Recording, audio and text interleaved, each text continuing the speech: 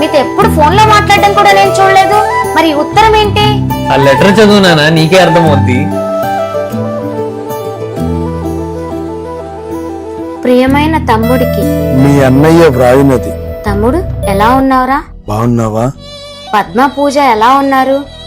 నాన్న చనిపోయాడు, చుట్టం చూపుగా చూసి వెళ్ళిపోయావు.